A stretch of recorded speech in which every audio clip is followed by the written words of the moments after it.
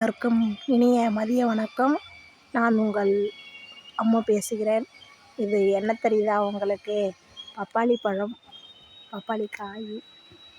இந்த பப்பாளிக்காய் உடம்புக்கு நல்லது. இந்த பப்பாளி காயில் கூட்டு வைக்கலாம், பொரியல் பண்ணலாம். இந்த பழம் ரொம்ப டேஸ்ட்டாக இருக்கும். இந்த பழத்தை எல்லாம் யார் யார் சாப்பிட்றீங்க, யார் யார் வீட்டில் இருக்குது அப்படிங்கிறத ஒரு கமெண்ட் பாக்ஸில் சொல்லிவிடுங்க. அப்படியே நம்ம பேஜை லைக் பண்ணிடுங்க, ஷேர் பண்ணுங்கள், கமெண்ட் பண்ணுங்கள்.